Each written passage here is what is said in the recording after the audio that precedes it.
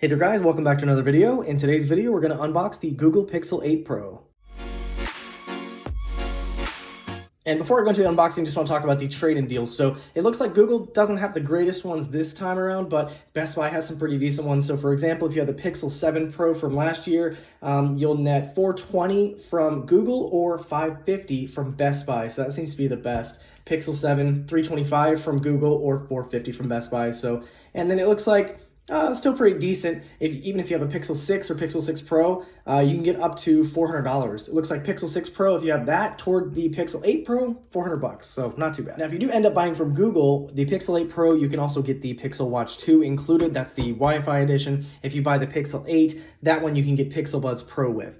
And the Pixel 8 Pro comes in 3 colors, comes in Bay, which I have here, Obsidian, and Porcelain. Comes in 3 storage sizes, 128, 256, and 512 gigs. And the price did go up this year, so it went from $899 for the base model up to $999 for the 128, $1,059 for 256, and $1,179 for 512 gigs. Taking a look at the box real quick, we have Google Pixel 8 Pro. We have a nice photo of the phone.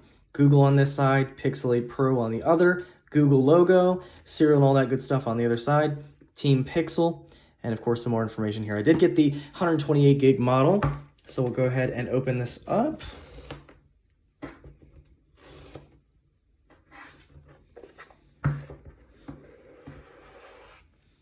All right, and there is our Bay Blue Pixel 8 Pro. Now, the difference here is this is a matte finish versus the shiny finish of last year, and that is actually a lot lighter than I thought it was going to be. Still looks nice, but honestly, I really liked the hazel and gold from last year.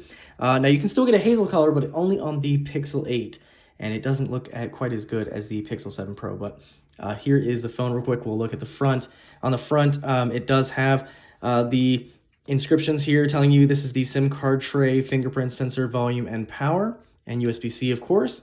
Put this off to the side real quick, see what else we have in the box.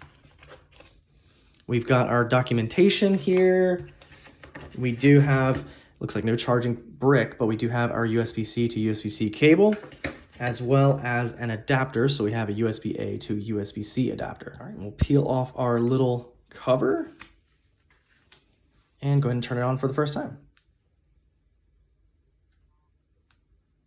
All right, here we are at the setup. One lovely thing I just noticed here is as this bounces, you get a little haptic feedback. Just these little touches I absolutely love. So we'll go ahead and go through the setup real quick.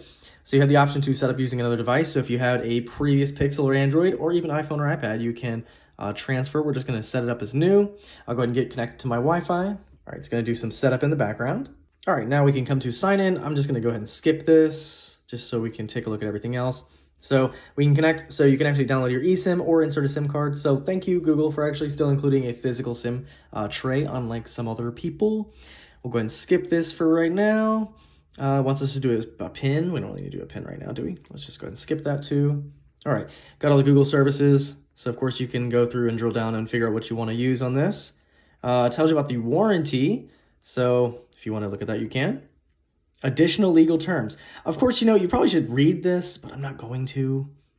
And then here are additional apps that are included by default. So Fitbit, of course, you're probably gonna want to keep that if you got the watch. You're gonna need that. Anything else here? Probably don't really need Google News, but we can just leave all that. We'll just see how much storage this takes up.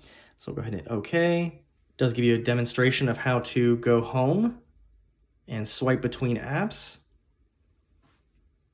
And has nice little haptic feedback as well.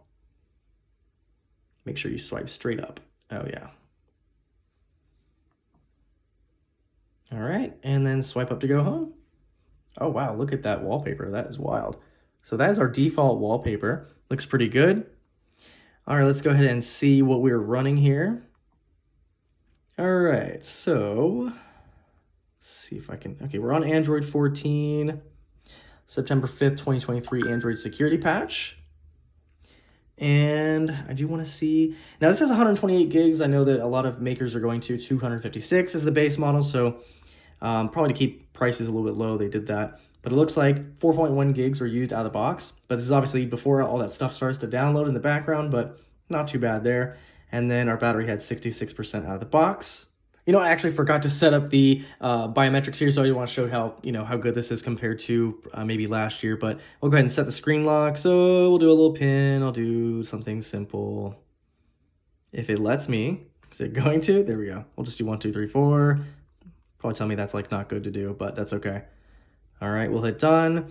Let's go ahead and add our device unlock. We'll do all this. Okay, so face unlock. All right. So hold how to set up. Okay, let's do it.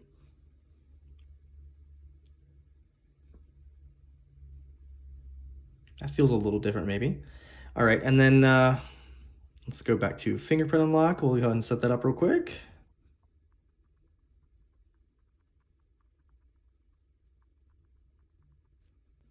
Okay, all set. Oh, the facial recognition is really fast. So just watch. Super quick. Wow, okay. All right, let me try the fingerprint.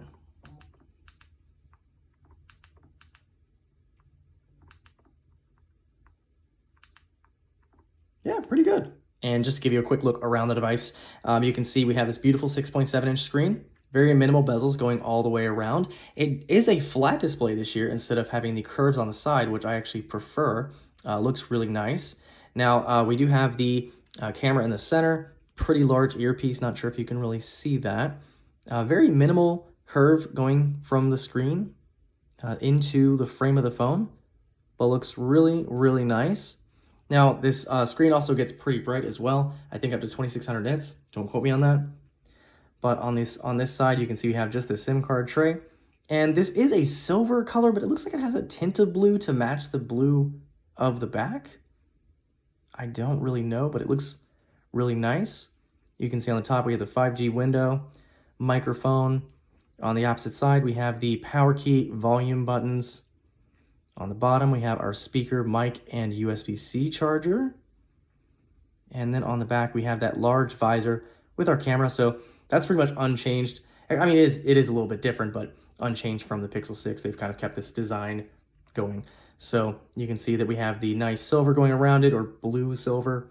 We have the flash, and there's actually a temperature sensor here this year, and those cameras are quite large as well. But definitely going to test this more. And just also give you some quick phone comparisons. This is the Pixel 6 versus the Pixel 8 Pro. So just to give you an idea of how that's changed, you can definitely see that the corners are much rounder on the newer model. Of course, the visor looks about the same size, just of course they have the metal integrated this time rather than it just being a piece of glass. But overall, design language is very, very similar. You can see instead they were using a matte black aluminum on the Pixel 8. Of course, this is stainless steel because it's the Pro. But you can see that the resemblance is still pretty, that, you know, you can definitely tell it's a Pixel. And if you're curious about the comparison with an iPhone, this is the new iPhone 15 Pro Max in the blue titanium, and it is very dark compared to the blue of the Pixel 8 Pro. So it just depends on what you like. I think both of them look great. I kind of wish this was a little bit darker. In some pictures I saw it look kind of dark, but that's just a quick comparison between the framing. So yeah. And here's a quick comparison of the OnePlus 11 and the Pixel 8 Pro. You can definitely see we have that glossy emerald green color versus the Pixel 8 Pro's matte blue. It is a little bit thicker, so this is a more narrow phone compared to the Pixel 8. Much larger camera, I feel like, on the OnePlus, but then again, the way that the visor is, maybe that's just making me think differently. But the OnePlus, maybe, I guess, it is a little bit thinner, maybe. It also has a curved screen, unlike the Pixel 8 Pro. So yeah, there you guys have it, a quick unboxing of the new Pixel 8 Pro. I'll definitely have some more content on this in the future. If you have any questions or comments, feel free to leave them down below, and I'll see you guys in the next video.